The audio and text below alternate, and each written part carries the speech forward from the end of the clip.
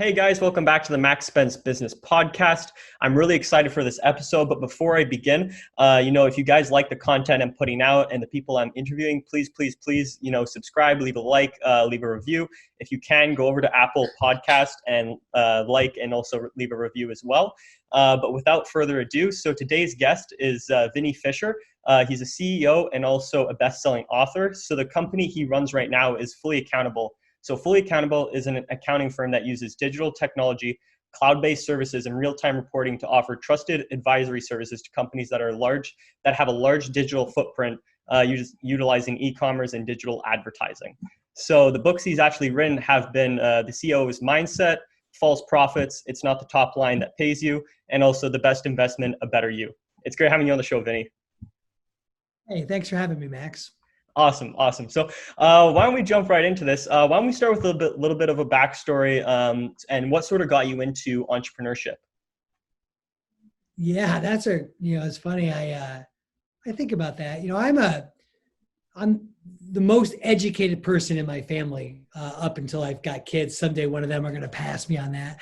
But my family didn't really go or graduate college, no any of that. So I was in some, I'd say tough circumstances, a broken family. I just kind of early on didn't want that for my life. So I was kind of very much a hustler and kind of learned to kind of outwork people, not to get something maybe others didn't want. And so through all that, I became the first person in my family educated, was able to excel at parts of school and went on to go to law school and became a trained lawyer who had a pretty successful business corporate practice. And so I did all that. Well, I just always had this attitude of kind of going for it, right? I'm so thankful for that, right? I've always had a risk corridor of take the risk. That got me in some trouble, I will admit that. But if you look under the hood, I'm someone who was never afraid to give it a first shot. And so that really is what fed a lot of my desire to kind of be the risk taker and create things. And I love solving problems for myself and then for others. And so that's just kind of been my wiring for a long time. Oh, okay, awesome. So actually, I saw on LinkedIn that you have a law degree, but I didn't know that you actually also had your own for a law firm, practice as well. Yeah, I did. So when I came out of law school, I was recruited by a big fancy firm, and they were great. They trained me, kind of taught me the elements of practicing law. Well, it was in that process. I'm like, I can have my own, partner up with some guys. In this particular, it could have been women, but there was two guys in this case. And I then had our own firm where we grew kind of quite large. And I left the law practice as a formal thing in 2007 when I started my journey in owning digital online businesses. But I very much love the law. I still have an active license. You just can't hire me now, but and actually what the COO of Fully Accountable is also a lawyer. She followed in, and I love the discipline. Two of my kids are probably going to end up going to law school, at least two of the four. We'll see what the other two do. But so I love the law. I'm just not in the active practice of it anymore. Okay, awesome. So yeah, that seems like a really interesting jump then to go from law practice to the digital space and sort of e-commerce and all that sort of industry and stuff. So when did that sort of take place and sort of spark your interest to being like, hey, I want to sort of go down the sort of internet based route? Yeah, it was literally a timing and opportunity. So in my corporate practice, I got introduced to a potential client, was this whiz-bang internet kid who was needing help forming entities, kind of getting his business set up right. Well, he'd come to meet with me, and I didn't know what a domain name was. I didn't know the fancy word or acronym URL. I didn't know any of those things. And this was early 2007, and fast forward till the end of the year, we then became business partners. We opened up our first digital publishing company. We then opened a web hosting company together. And I was on this series of run where I had two 8-figure businesses. It was during that first one where I was like, wait a minute, I really love this digital space. I'm quite good at this. I can take my business skills and my legal skills that I've learned and apply it into this area. And we were off to the running ever since that kind of end of '07 into '08. And I had, other than my law firm, I had two other traditional brick and mortar businesses. I ended up selling one of those, and I've been in the digital and online space ever since. Yeah, that's crazy to hear. Yeah, so you're a very seasoned entrepreneur by starting. Like you've had a lot of different businesses, you've sold businesses. So what are your sort of like what are your thoughts on sort of the traditional brick and mortar? And now, like the majority of businesses have switched to being like online, and also like running a lot of stuff from like like cloud based and all that sort of like all that sort of environment with internet and e-commerce and stuff.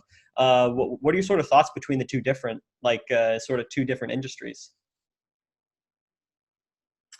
There was a couple of words you used in there that maybe I don't necessarily 100% agree with, that a majority of businesses are going in this direction. But I will say this, that, as early as November of 19, if a fellow group of business people were together and you asked, hey, which one's safer, being a local business or being a digital business?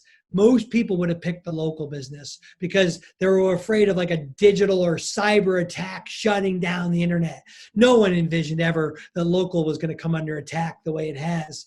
Now, fast forward months later, the increase in direct to consumer, which is the world we live in, e-commerce technology, is obviously exploding.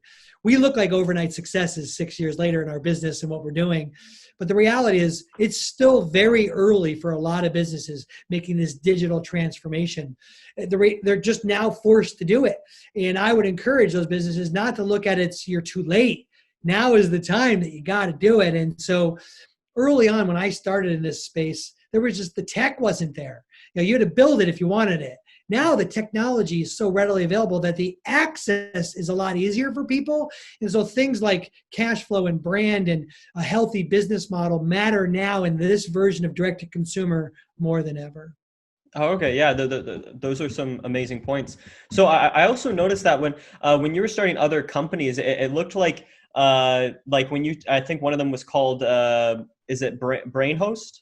Yeah, it was a shared web hosting company that we created. BrainHost, and then you had another one that was I think, is it called Leading Health? Yeah, so Yeah. I really enjoyed the health supplement industry. Our first one was actually called Consumer's Choice.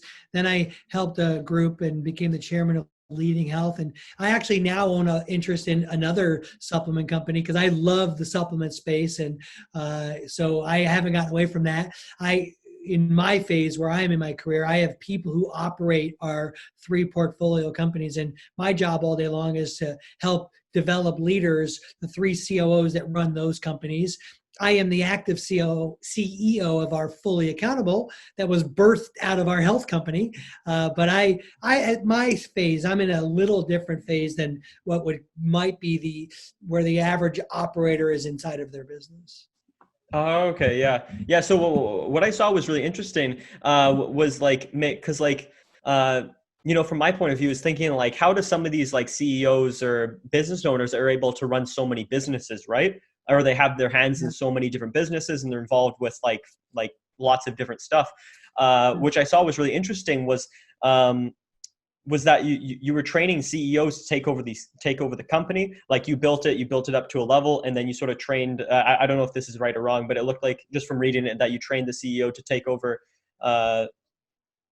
You mentioned a book I wrote yeah, that called CEO's Mindset. And it's actually a journey into some things about my life. I speak very openly about one of my 8-figure businesses that I broke. We broke BrainHost. I had that thing teed up. It was doing mid 8 figures in revenue and relatively profitable for what type of business it was.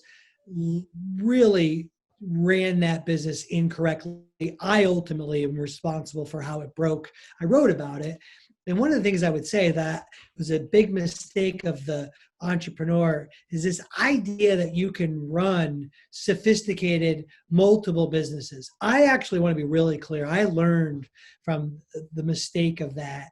I don't operate more than one business. I believe in operators really being dedicated to the business that they operate. I have 3 COOs whose full-time job for each he and her are to run those businesses. My job is to actually help them equip them, give them wisdom, be there as a business developer, a leader, and support them. The health company I speak of, I work maybe an hour a month at our data company. I spend more time in developing leaders than I do in operating a business. And so I want to give those resources out to other entrepreneurs. My team created a gift page that you can show in the show notes at fullyaccountable.com/Max Spence, where you can get a free copy of our book. And I would encourage you to read the first chapter, which is also the name of the book, The CEO's Mindset. And I talk about this whole thing in this. You can be spread out across a bunch of businesses or really dive deep into one business and then actually build and develop team. Without team, you can't build something beyond you. Without process for that team, you can't build consistency and excellence. I had to learn, sadly, breaking a very good 8-figure business, that lesson. Oh, okay. Yeah. That's actually one of the questions that actually leads into is pretty well. I was sort of wanting your thoughts on and you sort of answered it here, but I don't know if you can go a little bit more in depth. Is with like when you're first starting a business, is it better to dedicate, or like let's say some people will want to start multiple things at once. Like I'm one of those people where I like there's 1,000 things I want to do. There's so much stuff piques my interest in business. And I want to go down that route. What are your sort of thoughts in between managing your time? Like, should you just spend all your time on building that one business first, and then sort of going on to the next one, or maybe with starting two, and then just letting, because I'm a young guy right now, and and time is on my advantage right now. So if I spend dedicate my time to two businesses, I could really expand those forward, like let's say in 20 years or something. Or is it better just to just pick one business and get really, really good at that one business and then branch out from that? If you look at anyone who's had massive success, they don't have multiple things going. Later on, they might diversify their wealth and invest in things. But you're going to be hard pressed to find someone who's doing quite well being diversified in the early days. Now, maybe you got to take small bets until something works.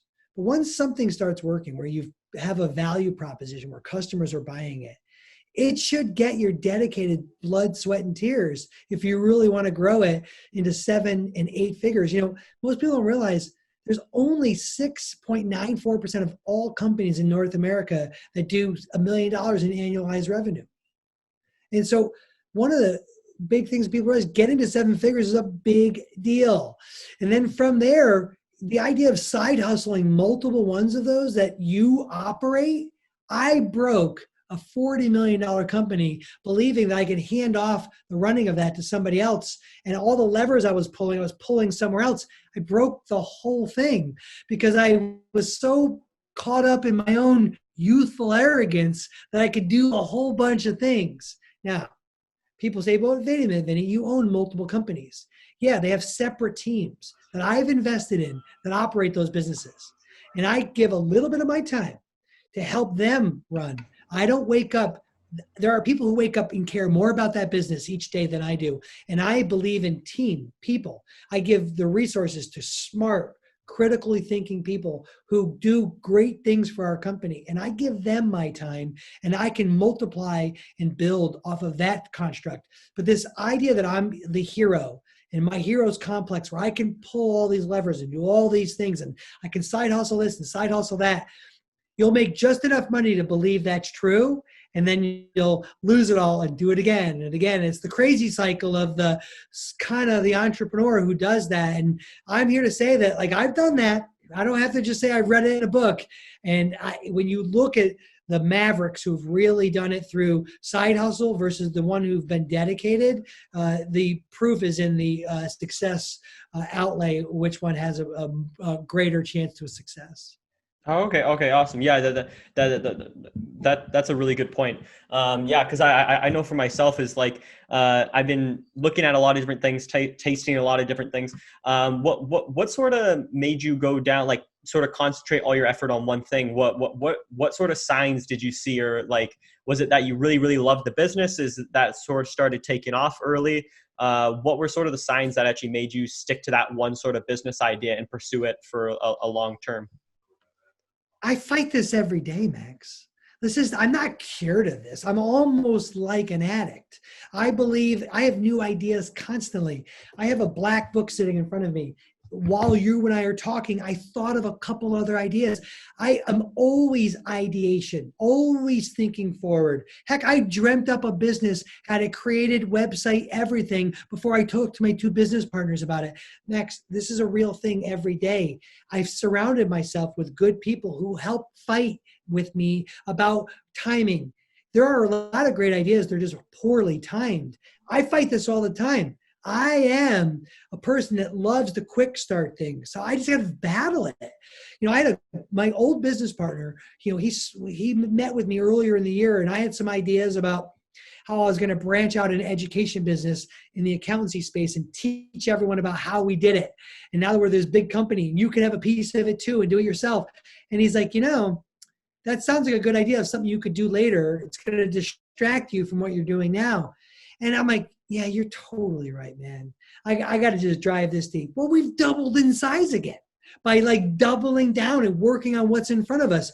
Now introduce this massive shutdown pandemic. It's only made us more relevant. We have to battle the distraction. If I sit here and say, I've got that all figured out, I'm lying to you. What I've actually learned are two emotions that the entrepreneur has. One's anxiety and the other one's boredom. And in anxiety, where I'm afraid of whether it's going to work out, I try to get more poles in the water. That may not be a good response to anxiety. And the other one's boredom. When things start working, I feel like I got to do something else. I got just enough money to try another thing. And that also is not a good response.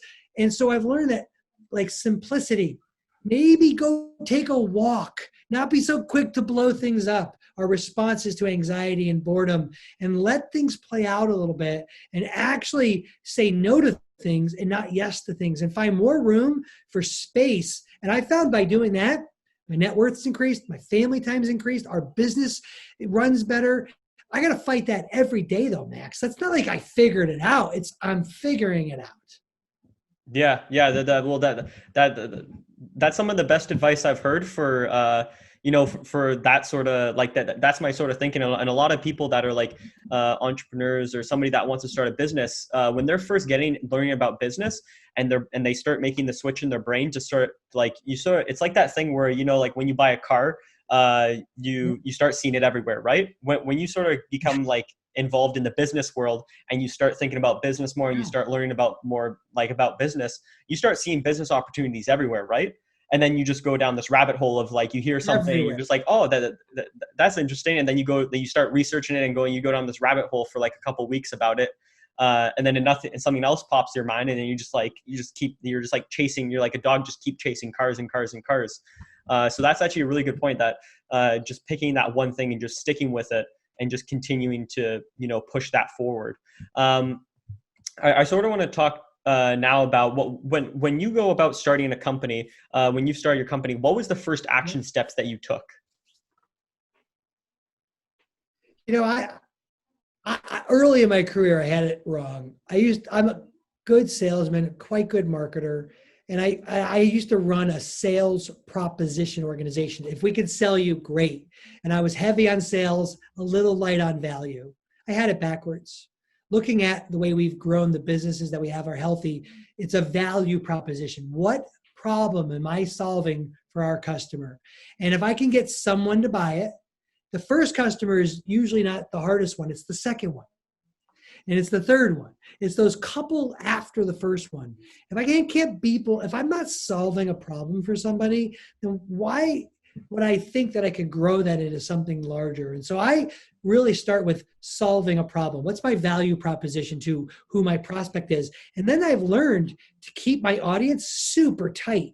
Everyone wants to serve everybody.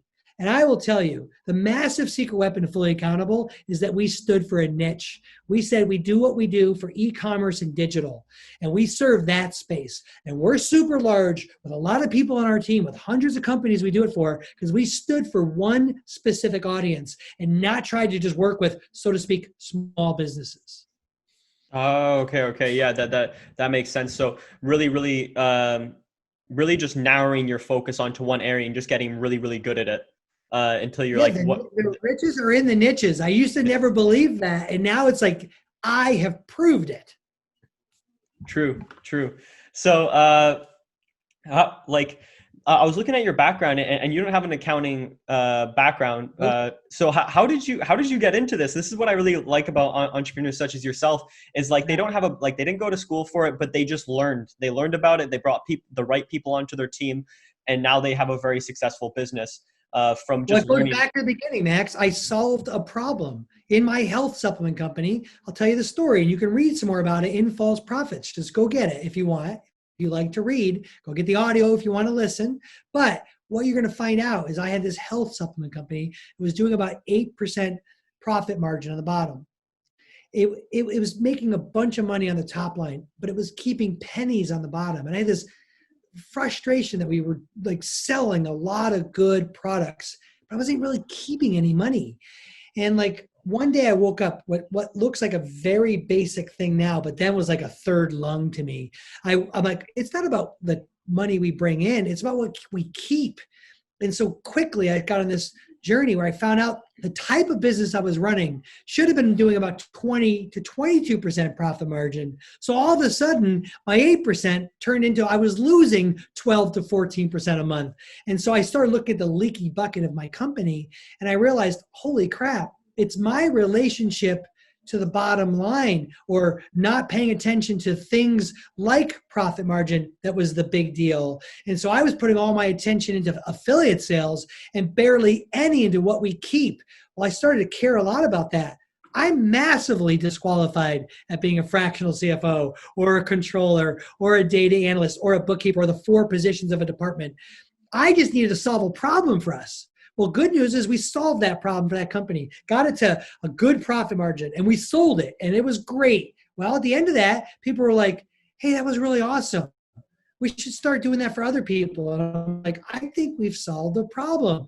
And so we built our own version of technology doing that full service for ourselves. And it was then I'm like, wait a minute, we can do this for other people. And everyone in the world was like, Vinny, you're a great marketer. You sell products. Why would you want to have a super boring sales service company? I'm like, because we're solving a problem. Well, here we are 6 years later, and we look like an overnight success doing that work for this industry. And it's hard. The seasons of growing a service business are no different than the seasons of growing a product business. And we still fight that same fight every day. And with lots of people on the team and lots of companies, we were out to solve a problem. I wouldn't hire me for any of our positions other than maybe sales guy or marketer. And in this case, CEO. I do love to build teams and I love to have those teams have better processes, but I'm a great start. I have better finishers on my team. Oh, okay, okay. So I actually that leads into another question. So like when it comes to a CEO, what makes a really good CEO? From your from your experience and your point of view, from running different companies, what is when you've been the CEO, what is sort of attributed the most to your success of building that company? As I continue always in my development, my learning, my capacity for knowing more about me, the better leader I am. So, self-awareness of knowing what I shouldn't be doing is critical. Humility to be able to communicate that. Removal of some pride so I don't have an ego issue where I can empower my team to actually do the things that they're far more equipped to do than I'm able to do.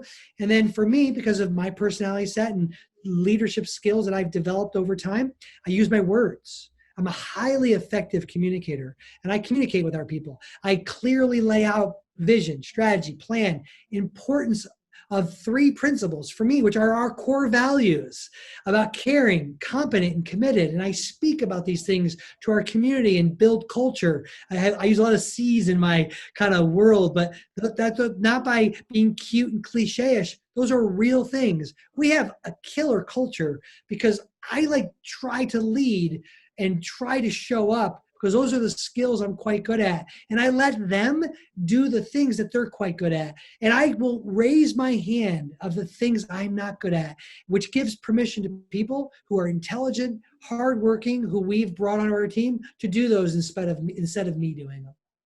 Oh, okay. Okay. Awesome. So, speaking about that more, when you're building a team, what do you look for in people that you're bringing onto your team?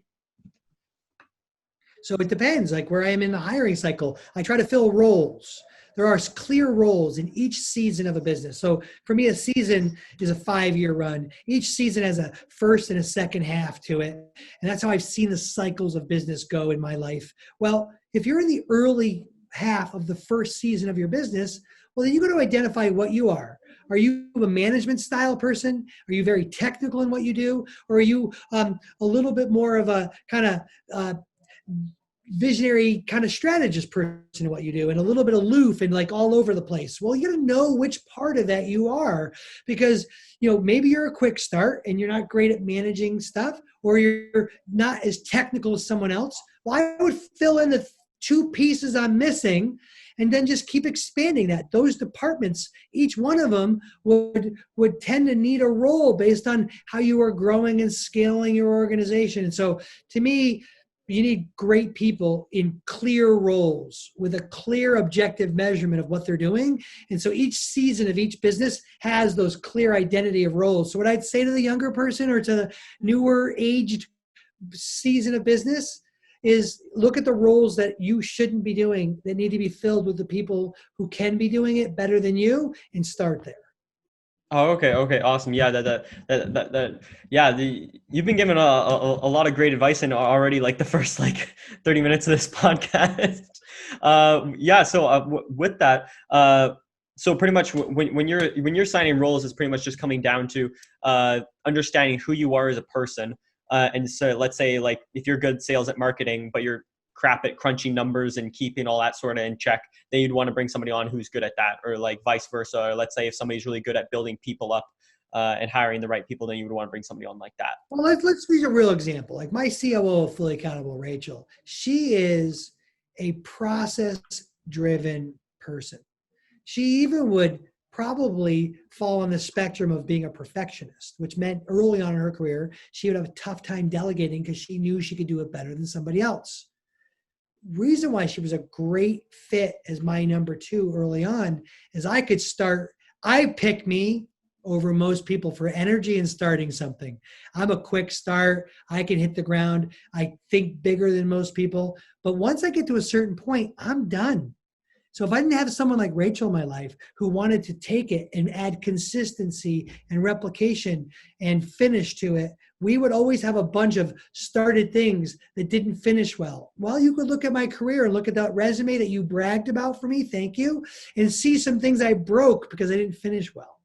And so I would then fill in that part of my personality and recognize great starter, not a great finisher. Okay, where are the things, where can we put him where we can win? Okay, team. Let's remember that while you're looking at successful Vinnie and all the things he's done, what has also led to that success now that we're in season 4 of our life? Let's not forget season 1, 2, and 3 and the things we had to do to build and surround team and to get us to where we are. And I think people as entrepreneurs don't take enough self-assessment and are not aware of the goods and not so good parts that they bring to their own company.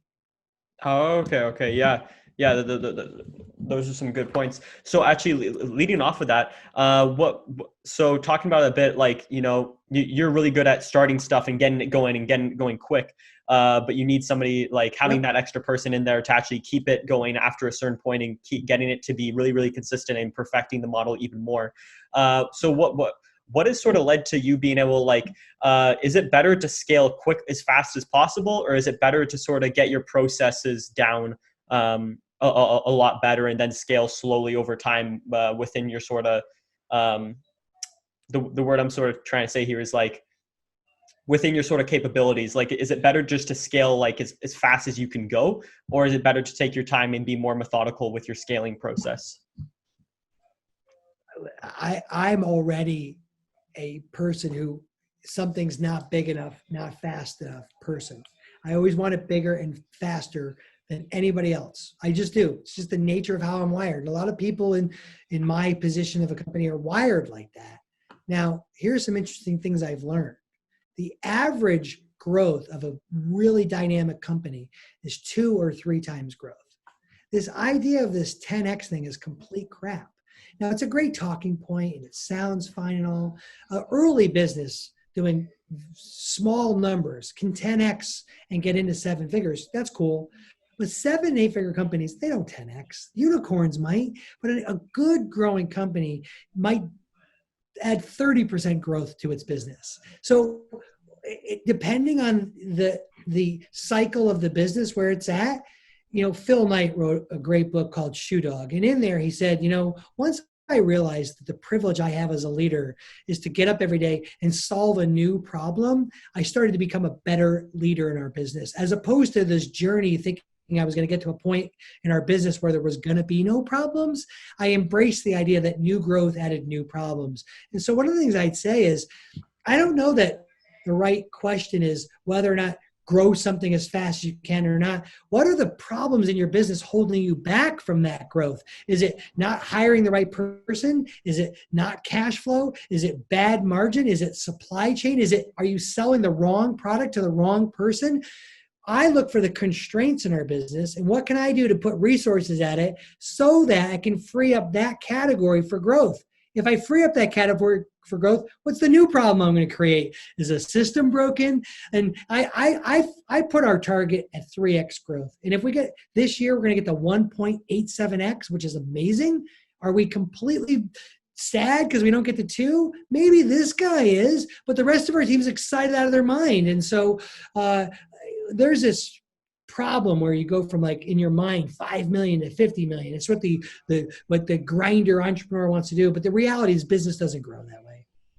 Oh, okay. Yeah. That is very true. That, yeah, like the majority of people aren't gonna, like the majority of people are like, the businesses aren't gonna scale that fast, right? Unless you hit, like, your timing's perfect. You have an idea that's, cutting edge and you're gonna be changing something in an industry, then it might actually help you grow a lot faster. Hey, how do you create a viral video? Nobody really knows. It's just consistency. That would be my point of view is. Hey, if you read, I was in a mastermind once and a guy that was in there was a good friend of mine who had this killer viral video. And another guy's like, hey, do you have like a checklist of how you created that viral video? And everyone chuckled a little because it took like this perfect sauce that it's really hard to describe. How do you catch a unicorn? How do you find one in the first place? How do you grab on to a rocket? Anywhere you can get your hand on it. When people are like, here's the formula for unicorn, rocket, viral growth, they're full of crap. Those things happen in certain timing and things. Those aren't business principles you can embrace. We're all suckers for like loving it, but you can't really bank on business principles around the unicorn or the rocket. Because those things just are special and they kind of just happen. But what are some business principles you can build? There are real principles at work that help build in consistency and being able to be efficient and brand building stuff that work. Now, if you do all those things and the magic sprinkle dust of the fairy dust comes on top of you to get you that unicorn or rocket growth, well, good for you. But to sit around and believe that we're going to wait for the lottery ticket as a way to grow a business is going to lead to the way I used to run business, and I don't recommend that at all. Yeah. It's actually really funny that you brought that up because there's I don't know if you're familiar with TikTok at all, but TikTok's it's with the growth that's coming from TikTok. There's this video that this guy was literally just I think he was on like an electric scooter or something. And he just listened to a song and he's driving around and then he's like sort of like dancing to it a bit and he's drinking Ocean Spray. I don't know if you saw this. It was on the news a bit. I'm sure my kids did. I'm not really. Yeah. My kids love it. So. But it was really funny because this one guy, and it blew up with like, I think it's over like 30 million views, like a ton of likes. And it's already like this guy is skyrocketed into a ton of people know who he is now. And he has a bit of like, he has a brand going now. I think he has like a couple million followers on TikTok now, which is now transferring over to Instagram and stuff like that. But like you were saying, it's Super like the fun. one of the videos that you think would not go viral. It's not like anything super crazy. You're not jumping cars over helicopters and parachuting out of planes or anything like that. It was just like the simple video that just blew up, which was crazy. Which Like, is good like, for him. yeah. Go down on that, build some audience off it, go for it. But how, other than inspiration, how do you get up and say, here's the playbook to reverse engineer that? You don't. And so one of the things that I've been on my journey is the habit and the hustle and the grind to go from 6 figures to 7 figures. It takes you and me and that kind of maverick front person to go for it. To go from 7 into 8 in there actually requires a different habit. It requires me to change from that grinder to an operator of people. And I need to believe in people and process and allow it to grow beyond me. And I've had to learn that the grinder and the hustler guy, that startup guy doesn't serve well in early and late stage growth stuff, because I can certainly provide wisdom to people in the right spots, but this run a business like that once it needs other things is really why only 5% of companies make it to their 10th anniversary. 95% of companies don't see their 10th year in business. It's because guys like you and I break them. Yeah. So like, yeah, I love the value that you're adding, like, to like this has been a really awesome podcast, like hearing everything you say, and like the value that you're adding. I so want to ask you now, like, you seem like you're a very high energy guy, had like very focused on point with stuff. How do you sort of manage your time and also stay on point with stuff? Is it sort of, do you find, like, I know previously in the podcast that you're saying that you sort of have to battle with new ideas and stuff, but how do you sort of stay very on focus and primed on sort of getting what you need to do to get it done and stuff? Perspective and wisdom has helped me a ton. I gain energy off people. I'm already a high energy person. If I were to speak at a stage with a large crowd and it's low energy, I got to work really hard to bring the energy of that room up. If I'm with other high energy people, I just draft off theirs. So I'm a people type person. And so I'm always in. I'm the life of the party. I'm in for the next idea. I've just learned to value and respect my time, because I realize it's more valuable to me than what's sitting in my bank account. Not because I'm running out of it, I'm way older than you, but because I realized that I would burn so much of it, wasting it, thinking it was a precious commodity. You even earlier said, time's on my side, and you're going to say yes more than no. And I've realized that when I really had continue to have a better relationship to guarding my calendar and time and build in routine and fight and learn that no is not me being mean, it's me guarding my time, I'm a far better business person. Oh, okay. Yeah. That is a solid point, is actually, yeah. Cause like, I know for me, it's like, 20 years seems so far away, but, you'll probably say that 20 years goes pretty quickly. It's like, it feels like it goes pretty quickly. That's what I sort of hear from when I I have talk a soon to be 20-year-old kid.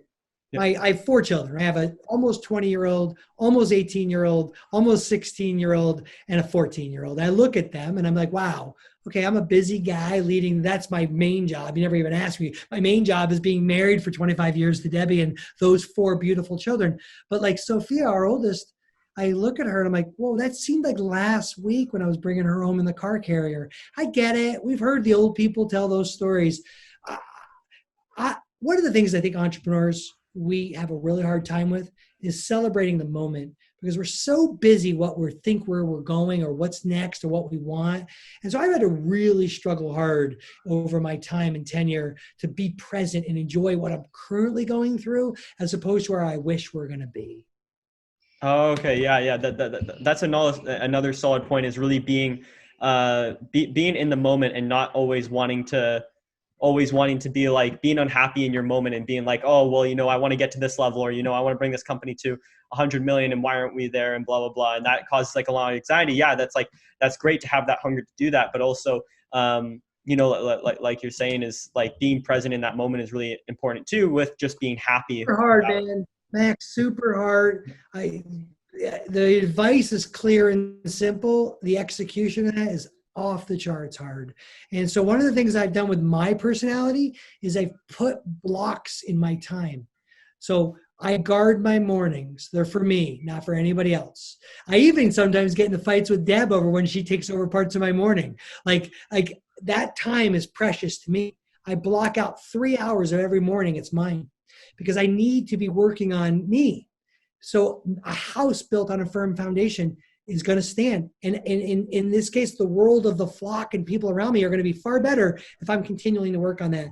And I block out chunks of time. People have to use a calendar to get on my time with me. And I don't do just catch-ups. Let's just meet. Tell me clearly why you want to meet so that we can be effective in guarding each other's time.